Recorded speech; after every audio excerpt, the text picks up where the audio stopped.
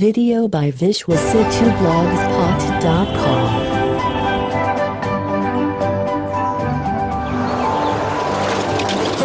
Uncle, நாங்க எவ்வளவு speedo போறோம்னு பாத்தீங்களா? எப்படி இருந்தாலும் கடைசியில உங்களை நான் பிடிச்சிருப்பேன். என்னால நிறுத்த முடியல.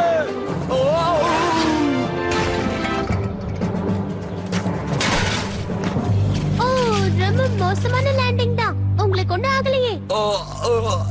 இல்ல, இந்த மெயில் பாக்ஸ் தான் என்ன ஒரு வழியா தடுத்து நிறுத்திச்சு. ஓ, இதுல நிறைய லெட்டர்ஸ் இருக்கே.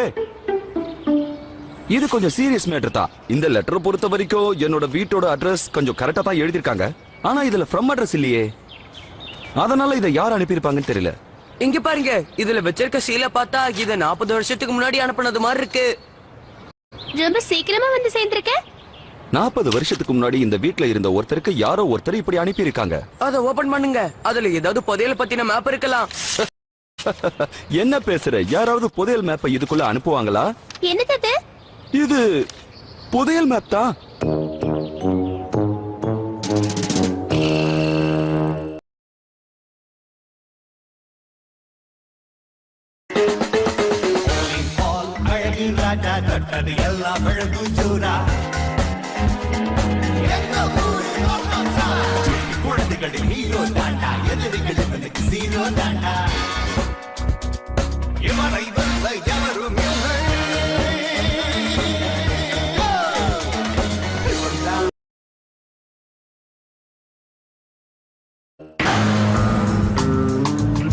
ஆமா, எதுக்காக வெயிட் பண்ணிட்டு இருக்கீங்க? அந்த மேப்பை ஃபாலோ பண்ணி அந்த புதையல கண்டுபிடிக்க வேண்டியதானே? இருங்க, அவசரப்படக்கூடாது. இங்க பாருங்க, முதல்ல இந்த லெட்டரை யார் அனுப்பியிருப்பாங்க, எதுக்காக அனுப்பியிருப்பாங்கன்னு நமக்கு தெரிய வேண்டாமா? அப்பதான் கண்டுபிடிக்க முடியும். அது மட்டும் இல்லாம ஒரு பெரிய மேப்போட சின்ன பகுதி தான் இங்க இருக்கு. இந்த பாதியை மட்டும் வச்சுட்டு என்ன பண்றது? இங்க பாருங்க, பின்னாடி ஏதோ எழுதி இருக்கு.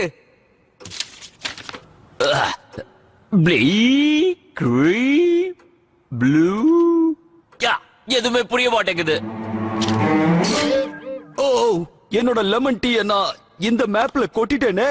அட, இத பாருங்க.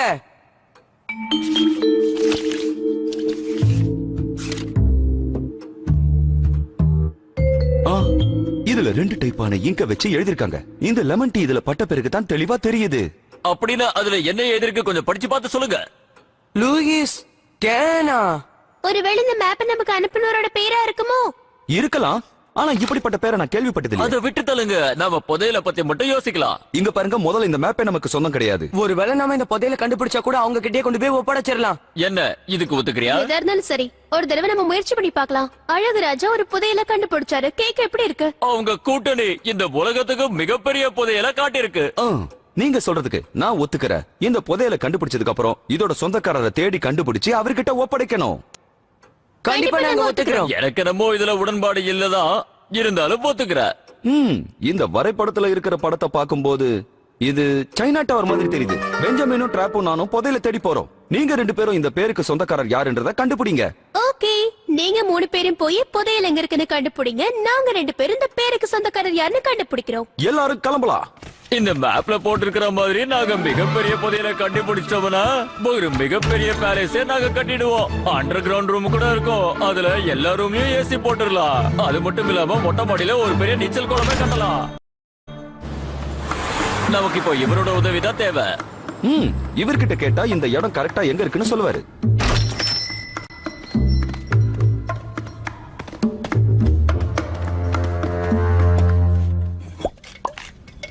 இதெல்லாம் ரொம்ப பழமையான பொருள் மாதிரி இருக்கு. இவங்கிட்ட போய் நமக்கு என்ன தகவல் கிடைக்க போகுது?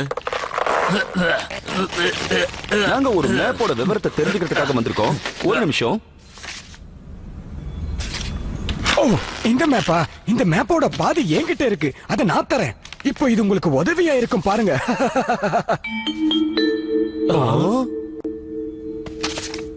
இது இந்த மேப்போட இன்னொரு பக்கம். ஓ, மேப் இப்ப ரொம்ப தெளிவா தெரியுது. ஆனா இந்த மேப்போட வழி சைனாவை நோக்கி போகுது. இங்க இருந்து போறதுக்கு வழி ஏதாவது உங்களுக்கு தெரியுமா? ஓ, என்கிட்ட டிராவல் இன்ஃபர்மேஷன் ஒரு புக் இருக்கு. இதை நீங்க படிச்சு பார்த்தா எல்லாம் புரியும். டிராவல் இன்ஃபர்மேஷனா? நாம கடல் வழியா சைனாவுக்கு ஈஸியா போயிடலாம். சைனாவுக்கா? ஆனா நாம இந்த இடத்துல இருந்து எப்படி போகுதுன்னு சரியா தெரியாம எப்படி இங்க இருந்து கிளம்புறது? அந்த சந்தேகத்தை நான் இப்ப கிளியர் பண்ணி வைக்கிறேன். ஓ, சூப்பர். இதுல என்னென்னமெல்லாம் வரைஞ்சிருக்கு? 37 நட்சத்திரங்கள், 112 அலைகள். நாம இன்னும் அடுத்த கட்டத்துக்கு அதிகமா முன்னேற வேண்டியிருக்கு. எங்க பாடுற ஒரு பறவையை பாக்குறோமோ அதுக்கு அடியில தான் ஏகப்பட்ட புதையல் மறைஞ்சிருக்கு. எல்லாத்தையும் தெரிஞ்சுக்கிட்டீங்களா? வேலை ரொம்ப சுலபமாயிடுச்சு. ஆமா அங்கிள், நாம உடனே கிளம்பலாம். இல்ல இல்ல நான் வரமாட்டேன். எனக்கு தண்ணில கண்டன்னு ஜோசியர் சொல்லிருக்காரு. அதனால நான் கடல் பிரயாணம் பண்ண மாட்டேன். அப்படியே நாம பிளைட்ல பறந்து போலாமா? இல்ல இல்ல பிளைட்னாலும் எனக்கு அலர்ஜி. அப்படின்னா உங்களுக்கு புதையல் வேண்டான்னு சொல்றீங்களா? ஆமா வேண்டாம். இப்படி எல்லாம் சொன்னா இவர் கேட்க மாட்டாரு. நல்லபடியா போயிட்டு வாங்க. ஏதாவது உதவி இருந்தா திரும்ப வாங்க. அந்த பேருக்கு சொந்தக்காரர் யாருன்னு எப்படி கண்டுபிடிக்க போறோமோ? அவங்க இந்நேரம் அங்க என்ன பாடுபட்டுக்கிட்டு இருக்க போறாங்களோ? புதையல கண்டுபிடிக்க ரொம்ப நாள் ஆகுமா? அந்த ஆளை நம்ம எப்படி கண்டுபிடிக்க போறோம்னா அது அனுப்புனது 40 வருஷத்துக்கு முன்னாடி. சோ அவர் வாழ்ந்த காலகட்டம் கண்டிப்பா போன செஞ்சுரியா இருக்கும். அதனால அந்த காலகட்டத்து புக்க மட்டும் நம்ம ரெஃபர் பண்ணி பார்த்தா போதும். அப்ப இந்த காலகட்டத்து புக்க பார்க்க வேண்டாம்னு சொல்றீங்க? இவங்களுக்கு வேற வேலை இல்லைன்னு நினைக்கிறேன். இவங்கள புக் எடுத்துட்டு வர சொல்லாமா?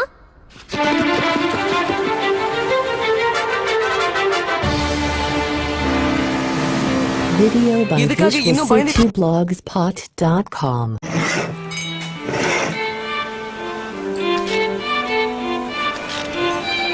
இந்த கடல்ல அலை வீசுறத பார்த்தாலே என் வயிறெல்லாம் கலக்குது. உனக்கு தண்ணியில கண்டன்னு சொன்னல, ஆனா இந்த மாதிரி தண்ணியில முதல் தடவை பயணம் பண்றவங்களுக்கு வயிறு கலக்கும், தலை சுத்தும். ஆனா அந்த மாதிரி உனக்கு எதுவும் நடக்கல. நீ ரொம்ப தெளிவா தான் இருக்க தெரியுமா? ஓ கொஞ்சம் வாய முடியா?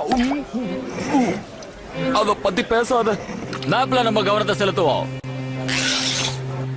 32 நட்சத்திரங்கள், அதுக்கப்புறம் 102 அலைகள். இந்த மாதிரி நாம அடுத்த கட்டத்துக்கு முன்னேற வேண்டியது இருக்கு. அதுக்கப்புறம் பாடுற பறவையை நாம கண்டுபிடிக்கணும். அதுக்கு அடியில தான் நிறைய புதையல் இருக்கு. அப்படித்தானே?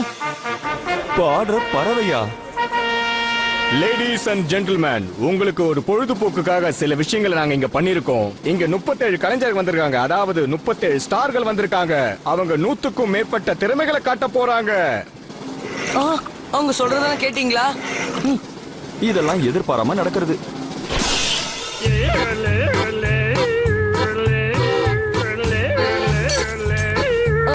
ஆமா, நீங்க சரியா தானே சொன்னீங்க. என்னால இத காதை கொடுத்தே கேட்க முடியல. ஆஹா, என்ன அற்புதமா பாடுறாங்க. நான் இருக்கிற இடத்துல இருந்து கொஞ்சம் கொஞ்சமா பறந்து போற மாதிரி ஃபீலிங் எனக்கு.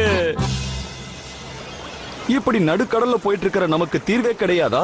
எனக்கு என்னமோ நம்பிக்கை இல்ல. நீ எதுக்காக எப்பவும் அத பத்தியே நினைச்சுக்கிட்டு இருக்க? இங்க பாரு, முதல்ல இந்த இடத்த ரசிக்க கத்துக்க. நம்மள சுத்தி சுத்தமான காத்து, சுத்தமான தண்ணி, அது மட்டும் இல்லாம அருமையான இசை, காதுக்கு இனிமையான இசை.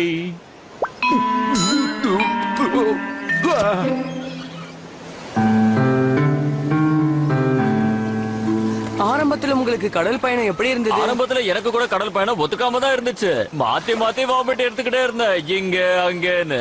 அதுக்கப்புறம் போக போக நான் பழகிக்கிட்டேன். ஓ இங்க பாரு, வாமிட்ட பத்தி எனக்கு ஞாபகப்படுத்தாத. நாம இப்போ வந்த வேலைய பத்தி கொஞ்சமாவது யோசிச்சு பாப்போம். சைனாவுக்கு போயிட்டு இருக்கோம். அதுக்கப்புறம் எந்த பக்கமா போகணும்னு கொஞ்சம் கூட ஐடியா இல்லையே. நாம இப்ப கரெக்டா அந்த மேப்போட நடுப்பகுதியில இருக்குமா? 37 நட்சத்திரங்கள், அது மட்டும் இல்லாம 112 அலைகள். ஓ, அதையே திரும்ப திரும்ப படிக்கிறதுனால எந்த யூஸும் இல்ல. இப்படி நம்மள குழப்பறதுக்கு பதிலா அதுல தெளிவா அட்ரஸ் எழுதிருக்கலாம்ல. அட்ரஸ்? சரியா சொன்ன. இதுல சொல்லிருக்கிற மாதிரி நட்சத்திரங்களும் அலைகளும் வேற எதையோ சிம்பாலிக்கா சொல்ல வருதுன்னு நான் நினைக்கிறேன். என்ன? நம்பரை அடிப்படையா கொண்டு பூமியில சில பாகங்களை பிரிக்கிறது உண்டு. எண்ணிக்கையில அதிகமா இருக்கிற நம்பர்ஸ வடக்குக்கும், குறைவா இருக்கிறத தெற்குக்கும், இதே மாதிரி எதிர் திசைகளான கிழக்குக்கும் மேற்குக்கும் பிரிச்சு சொல்லுவாங்க. இப்பதான் எனக்கு அது புரியுது. இந்த மாதிரி கேள்விகளை எக்ஸாம்ல கேட்டதுனால தான் நான் ஃபெயில் ஆயிட்டேன். மத்தபடி நான் பாஸ் ஆயிருப்பேன். பெஞ்சமின், இத நாம இப்ப இப்படி பார்க்கலாம். 37 டிகிரி தெற்கு நோக்கியும் 112 டிகிரி வடக்கு நோக்கியும் நம்ம பார்க்கலாம். என்ன சொல்றீங்க? சரி, ஆனா இந்த ரெண்டு திசையில நம்ம எந்த திசையை தேர்ந்தெடுத்து போகிறது? அதனால தான் அதிக எண்ணிக்கை கொண்ட வடக்கு திசையை 112 டிகிரி நோக்கி போகும்போது அங்க தலைக்கு மேல 37 நட்சத்திரங்கள் தெரிஞ்சதுன்னா கண்டிப்பா நம்ம போய் சேர வேண்டிய இடம் அதுவா தான் இருக்கும். அங்க நாம அந்த பாடுற பறவையை கூட பார்க்க முடியும். நான் நினைச்சா நீ சொல்லிட்டப்போ. அங்கிள், நீங்க சொல்ற விஷயத்தெல்லாம் வச்சு பார்த்தா இது சைனாவை தான் குறிக்குது. ரெண்டு பேரும் ஒத்துக்கிறீங்களா? கலக்கிட்டீங்க. சன்ஷீல்டுன்னு அங்க ஃபேமஸான ஒரு போர் வீரர் இருந்தாரு. அவரையும் அவரோட வீரர்களையும் இன்னைக்கு சிலையா வச்சு வழிபடுறாங்க. சரியா சொன்னீங்க. நீங்க சொன்ன மாதிரி அங்க நிறைய சிலைகள் இருக்கு. அங்கிள், நீங்க நினைக்கிறதுலாம் சரியா தான் இருக்கு. சூப்பர். அங்க போனா கண்டிப்பா நம்ம அந்த பாடுற பறவைய பார்க்கலாம். அதுக்கப்புறம் நாம பூமிக்கு அடியில புதைஞ்சிருக்க அந்த போட்டையில கண்டுபிடிக்கலாம். ஆமா, அதுக்கப்புறம் நாம அதுக்கு சொந்தக்காரங்க. நாம இது வரைக்கும் நினைச்ச மாதிரி எல்லாம் சரியா தான் போயிட்டு இருக்கு. ஆனா அந்த பாடுற பறவையை நினைச்சா தான் எனக்கு ரொம்ப டவுட்டா இருக்கு. இவ்வளவு தூரம் நம்ம முன்னாடி வந்துட்டோம், அதை கண்டுபிடிக்கிறது கஷ்டமா என்ன? ஓகே, அப்படியே புதையல் கிடைக்காட்டி கூட எனக்கு ஏமாற்றமா இருக்காது.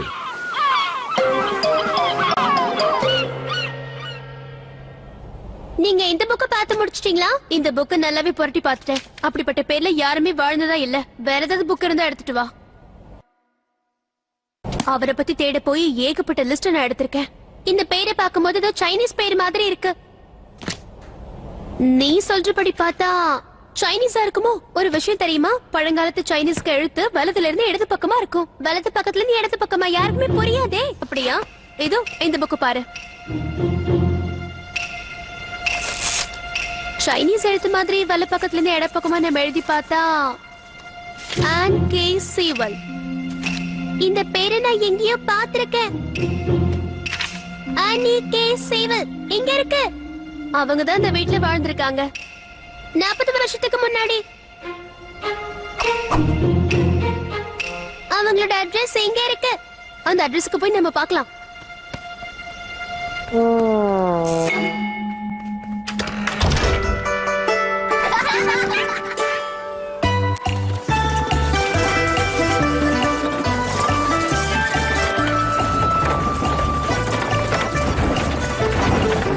நம்ம சரியான இடத்துக்கு தான் வந்திருக்கோமா? சுத்திக்கிட்டே ஏதாவது தெரியுதான்னு பாரு. பாருங்க, நீங்க சொன்ன மாதிரி அந்த சிலைகள் இருக்க இடத்துக்கு வந்துட்டோம். அற்புதம்.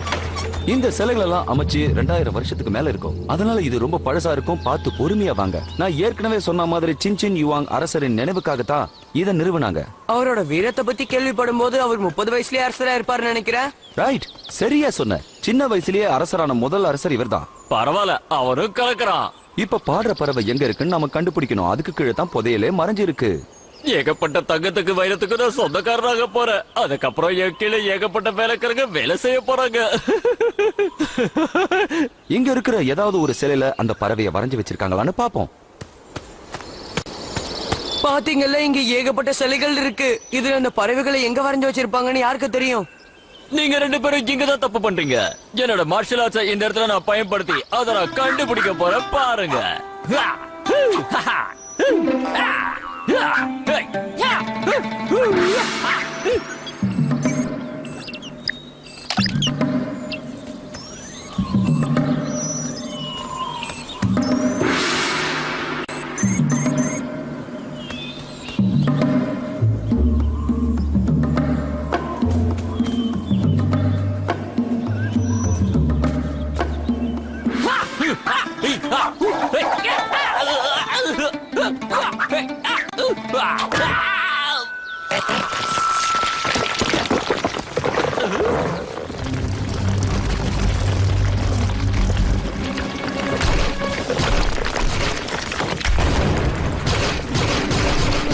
Video by vishwasitublogspot.com.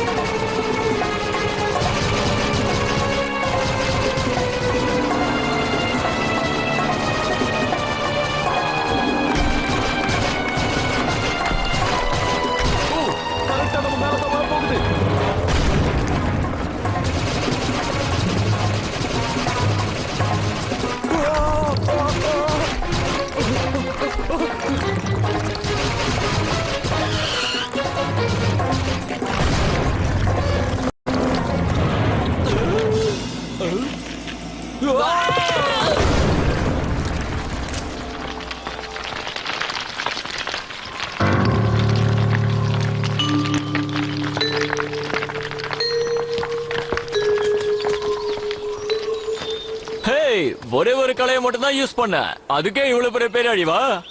இவனால இங்க இருந்த நினைவு சின்னத்தையே நான் அழிச்சிட்டேனே.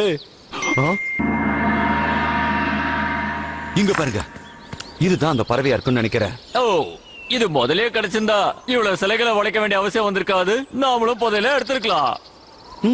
இது ரொம்ப கடினமாவே இல்லையே. இத தட்டி பார்க்கும்போது இத செயற்கையா உருவாக்கி இருப்பாங்களோன்னு தோணுது. அப்படின்னா இந்த சிலைகள்லாம் ஒரு பொய் தான். அதானே, என்னுடைய கால் பட்டே இந்த சிலைகள் எல்லாம் உடையுதுன்னா அப்பவே லைட்டா சந்தேகப்பட்டேன். சரியா சொன்ன. இதுக்கு முன்னாடி இங்க யாரோ வந்து இந்த வரலாற்று சோடுகளை அழிச்சிருக்காங்க. நம்மள மாதிரி புதையல தேடி வந்தவங்க தான் இத அழிச்சிருக்கணும். அழிச்சது தெரியக்கூடாதுன்னு தான் போலிய உருவாக்கி இருக்காங்க. அங்கிள், நான் இந்த இடத்துல உனத்தை கண்டுபிடிச்சிருக்கேன். இங்க வந்து பாருங்க. இந்த ரெண்டுத்துக்கும் இடையில இத வச்சா, ஓ, இப்ப எனக்கு தெளிவா புரியுது. இந்த இடம் சைனாவோட தலைநகரம். ஆஹா, அந்த சிட்டிய பத்தி நான் நிறையவே கேள்விப்பட்டிருக்கேன். நல்ல நல்ல கோவில் இருக்கும், நல்ல நல்ல இசை கூட இருக்கும். கொஞ்சம் பொறுமையா இருக்கியா? அங்க போறது இருக்கட்டும், முதல்ல இங்க இருந்து எப்படி வெளியே போகிறது?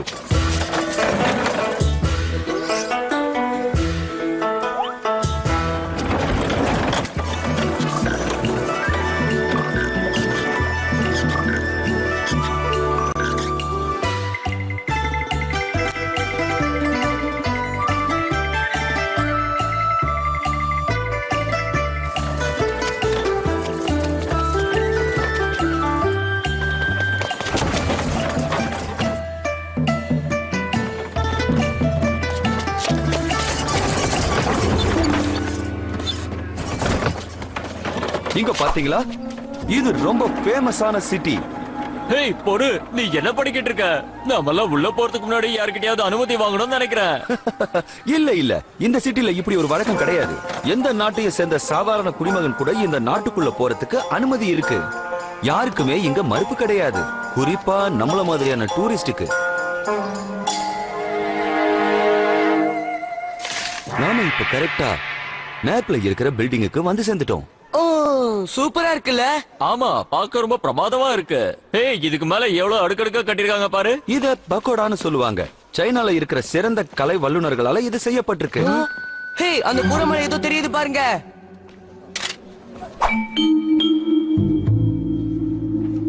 அங்க ஏதோ ஒண்ணு தெரியுது, ஆனா அதுக்கு எப்படி போறதுன்னு தான் எனக்கு வழி தெரியல. நான் போயிட்டேன். பார்த்து ஜாக்கிரதை. இவன் எப்படி அங்க போனா? இந்த மாதிரி குரங்கு சேட்டை எல்லாம் பயங்கரமா பண்ணுவான்.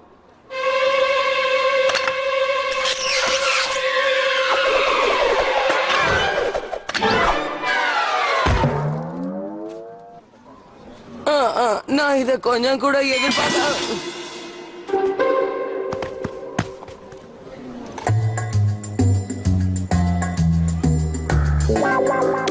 ஓ, இதுக்குள்ளேயே ஒரு மேப் இருக்கு.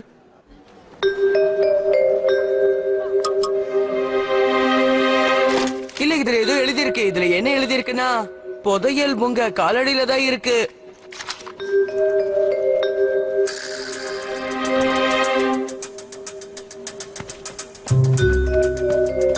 ஓ, இங்க பாருங்க.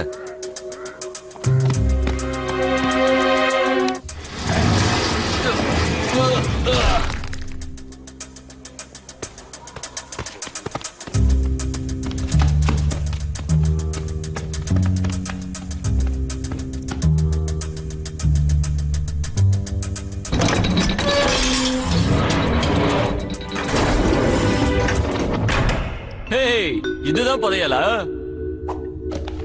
இது ஒரு நோட்புக் தான், அதுவும் வெறும் நோட்புக். ஓ, நம்ம மேட்ர தெரிஞ்சு சைனீஸ் போலீஸ் பார்த்துட்டாங்க. பாப்பா, ஓடிடலாம். இது ஹெலிகாப்டர் சத்தம் தானே? என்ன பண்ணிட்டு இருக்கீங்க guys? டியா, உங்க எல்லாரையும் பார்க்க ஒருத்தர் விரும்புறாங்க. நீங்க அந்த ஆளை கண்டுபிடிச்சிட்டீங்களா? ஆமா, கண்டுபிடிச்சிட்டோம். வலது பக்கத்துல இருந்து இட பக்கமா படிச்சோம். அப்ப அது என்ன சொல்லுச்சு தெரியுமா? அனிகே சேவல். ஆக்சுவலா 40 வருஷத்துக்கு முன்னாடி இந்த மேப் கிடைக்க வேண்டியது இவங்களுக்கு தான். ஓ, சீமா, உங்களை சந்திச்சதுல ரொம்ப சந்தோஷம். Video by Visual C2blogs எனக்கு வர வேண்டிய மெயில்லாம் உங்களுக்கு வந்திருக்கு போல இருக்கு. என்ன? ஓ, ஆமா, உண்மையிலேயே அந்த புதையலை கண்டுபிடிச்சு உங்களுக்கு தான் கொடுக்கலாம்னு இருந்தோம். நாங்க சைனாவுல மூளை முழுக்க கூட தேடி பார்த்துட்டோம். ஆனா நாங்க இங்க வந்து பார்த்தா எந்த புதையலும் இல்ல. இல்ல அங்க வெறும் நோட்புக் மட்டும் தான் இருந்தது. கண்டிப்பா அது வெறும் நோட்புக் மட்டும்தான். அது எதுக்காக வைக்கப்பட்டதுன்னா உங்க வாழ்க்கையில ஏற்பட்ட அனுபவங்களை நீங்க எழுதுறதுக்காக தான். ஆ, என்ன மன்னிச்சிருங்க, எனக்கு ஒரே குழப்பமா இருக்கு. 40 வருஷத்துக்கு முன்னாடி நான் அட்வென்ச்சர் ஆஃப் ட்ரெஷர் கிளப்ல மெம்பரா இருந்தேன். அது உங்களுக்கு தெரியுமா? இந்த உலகத்துல இருக்கிற மூல முடுக்குக்கெல்லாம் போய் அங்க கிடைக்கிற அனுபவங்களை பகிர்ந்துக்கணும்னு எனக்கு ஒரு மெயில் வந்துச்சு.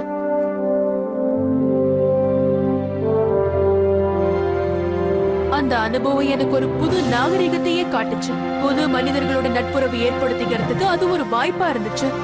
கடல் தாண்டி போய் பல அதிசயங்களை பார்த்து நான் வியந்து போனேன். அது என் நினைவுகள்ல அழியாத ஒரு சின்னமா இருக்கு.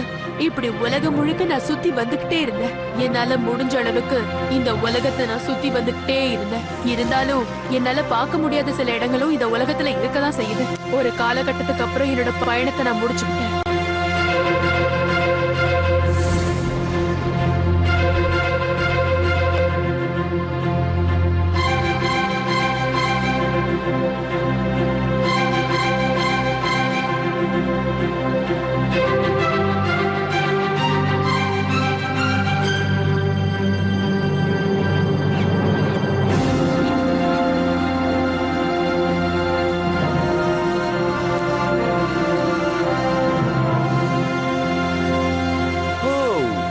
உங்களுக்கு கிடைச்ச அனுபவத்தை இதுல பகிர்ந்துக்கிறதுக்காக எழுதுனீங்க. ஆமா, அதுக்கப்புறம் இத பாதுகாப்பா இந்த இடத்துல கொண்டு வந்து வச்சிட்டேன். எல்லாரும் புதையல் கிடைக்குமே நீங்க வந்தாங்களே தவிர நான் எழுதி வச்ச இந்த அனுபவத்தை யாருமே படிக்கல. அத நினைக்கும் போது எனக்கு ரொம்ப கஷ்டமா போச்சு. எங்களை மாதிரின்னு சொல்லுங்க. உண்மையிலேயே எங்களுக்கு இது ஒரு புது அனுபவமா தான் இருந்தது. நான் உங்களை ஒரு இன்டர்வியூ எடுக்கணும்னு ஆசைப்படுறேன். உங்களுக்கு சம்மதமா? ஓ தாராளமா. என்னோட அனுபவங்களை நான் பகிர்ந்துக்கணும்னு உங்ககிட்ட ஆசைப்படுறேன். அதத்தான் சொல்லணும்னு நினைக்கிறேன். நான் சொல்ல விரும்புற விஷயங்கள் இந்த புத்தகத்துல இருக்கும். நன்றி. இனிமே நாங்களே எங்க வாழ்க்கையை இந்த புக்ல எழுதுவோம். எல்லாரும் ஒன்னா சொல்லுங்க, இந்த உலகம் வியப்பானது. இந்த உலகம் வியப்பானது.